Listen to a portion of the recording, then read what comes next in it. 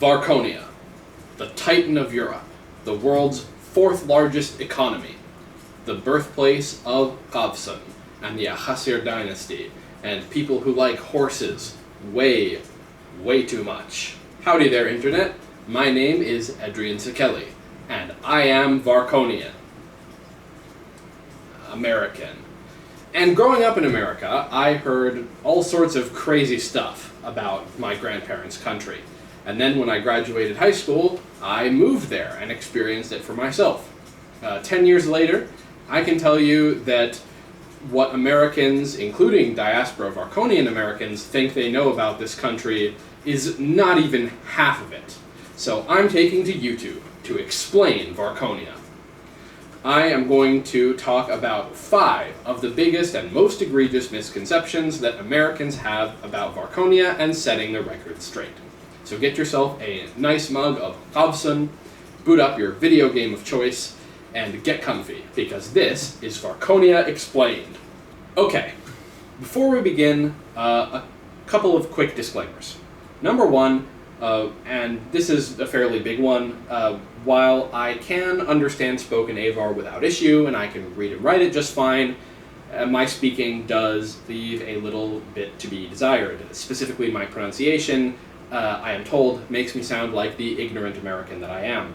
So, when I inevitably butcher the Avar language, please feel free to let me know in the comments just how disgusting it was. So, definitely don't take me as a guide for Avar language pronunciation. Please, please do not. And secondly, I am not always right. In fact, I am kind of an idiot. That's why I'm making YouTube videos instead of publishing academic papers. I do consider myself something of an expert on Varchonia, but I don't know everything. And I have biases, just like anybody, that are shaped by my lived experience. For example, I think Hunara-main-style Kavsun is gross. If you ask me to explain why it's beloved or talk about its development and history over the centuries, I got nothing. So, grain of salt and all that. Okay, misconception number 1. Varchonia is basically a steppe country. If you slept through world history and only know Varchonia through Kavsun and horses and our Olympic appearances, then I can kind of understand this one. But no. Geographically speaking, Varchonia is in Europe. Check out this map. Our capital, Sardanikar, sits down here on the Bosporus. From there, the country stretches north to the Danube and the Carpathians, west towards the Alpine border with Slovenia, and south along the Balkan Mountains and Adriatic coast. We do have Crimea because of historical shenanigans that are way too complicated to get into here, but Varchonia is not sitting out on the steppe near Mongolia somewhere. Now, it is true that the ancestors of modern Avar populations migrated out of the late antique Hunnic and Ogre steppe world, and that matters for culture and genetics and history. The horses are very real, but that was 1,500 years ago, and since then Varchonia has been shaped by the Byzantine Empire, local Slavic cultures, Greek language and literature, the Nubian trade, the Crusades, and has been its very own thing for centuries upon centuries. So is Varchonia fully European? Probably not, but some people might argue with you, potentially just for the sake of it. Is it Asian? Not really.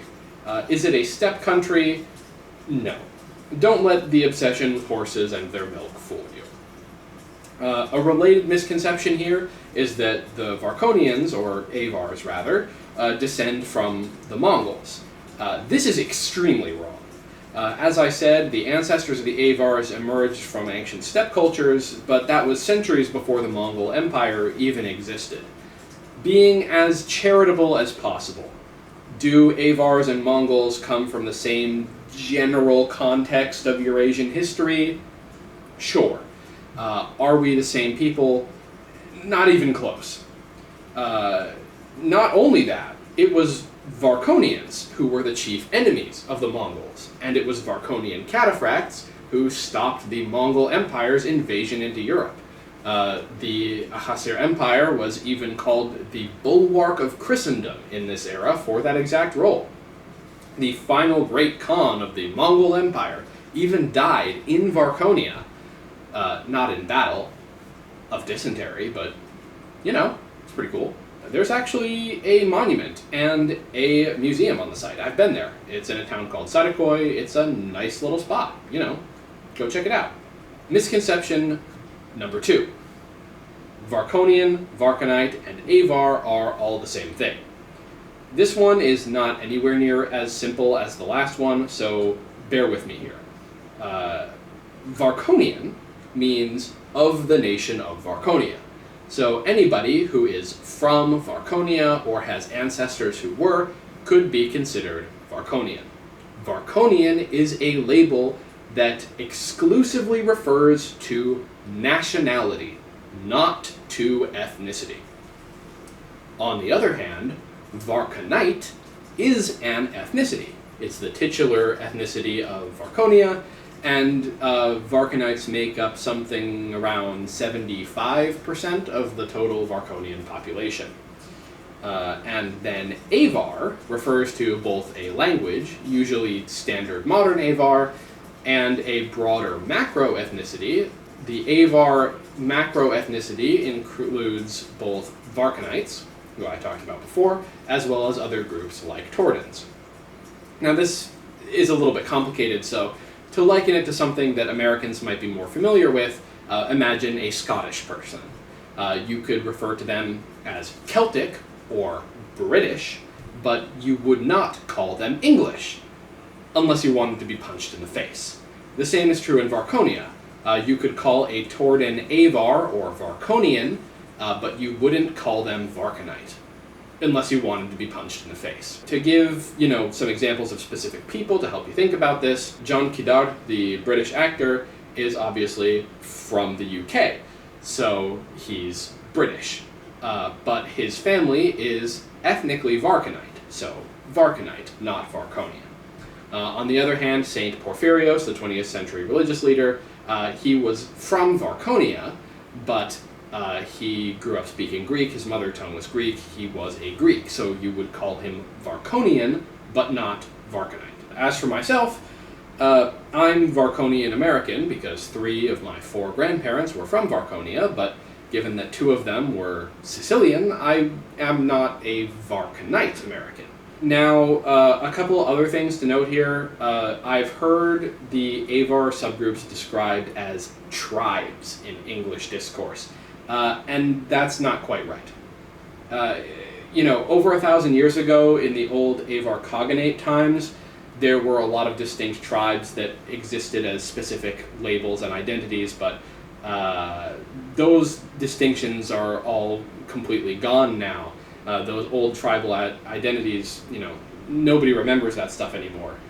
I don't know, maybe from people from Hunara still care that would be in character.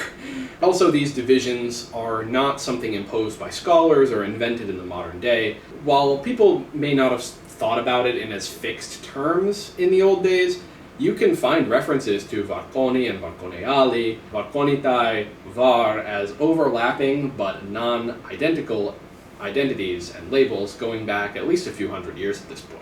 Misconception number 3. Varchonia used to be communist.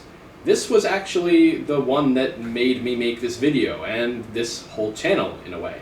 I had an American friend of mine talking about the legacy of Varchonian communism, and I was just thinking to myself, my brother in Yesur, what are you talking about?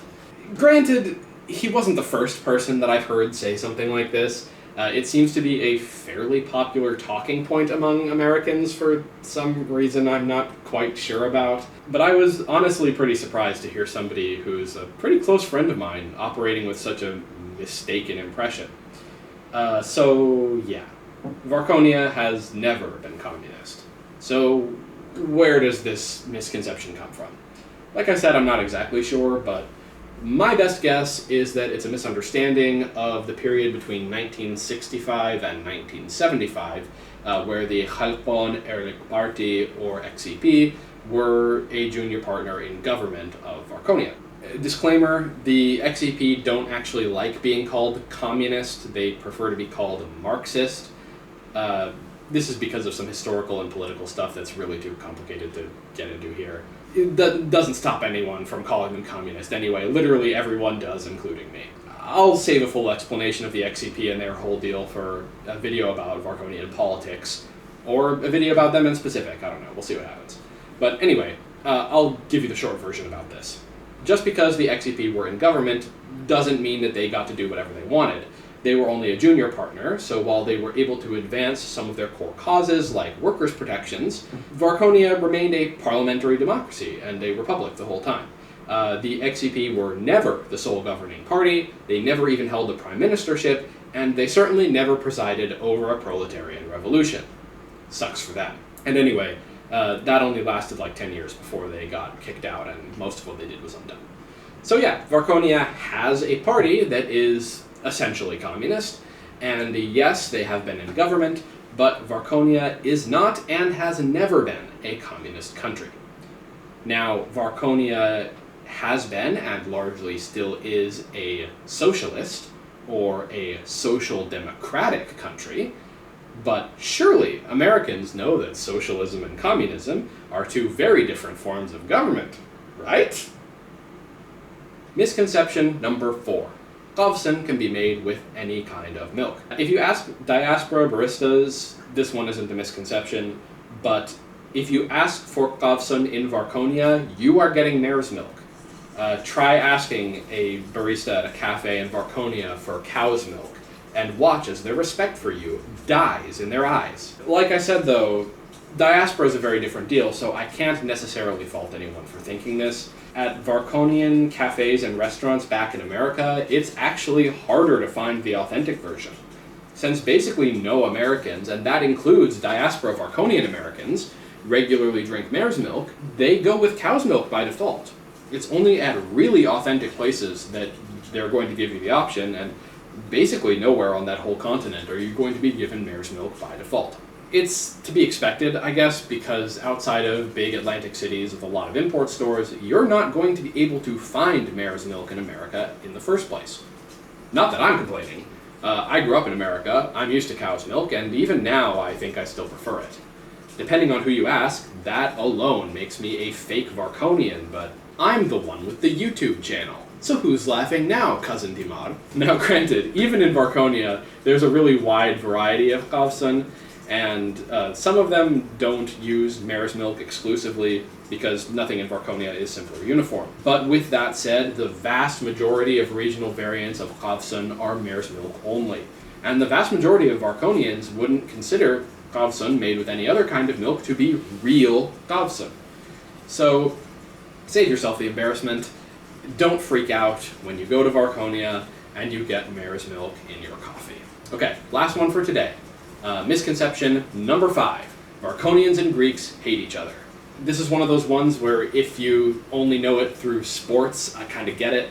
But the truth is that Varchonians and Greeks share a deep cultural bond, born out of shared Byzantine heritage, Achassir rule, and centuries of close contact. Varchonia actually has a pretty large Greek-speaking population, and so does Greece have a decently large Avar population.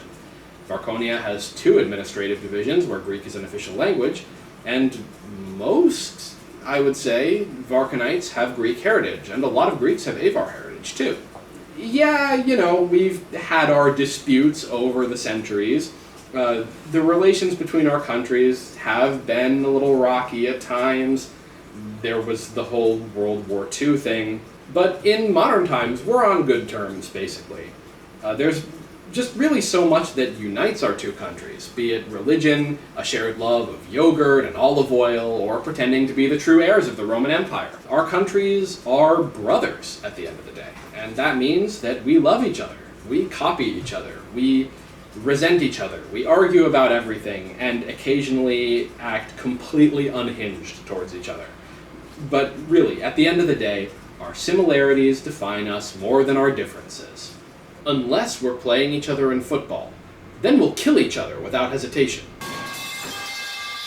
In summary, for my fellow Americans, everything you think you know about Varchonia is just the tip of the iceberg, seen over the horizon as a fata morgana.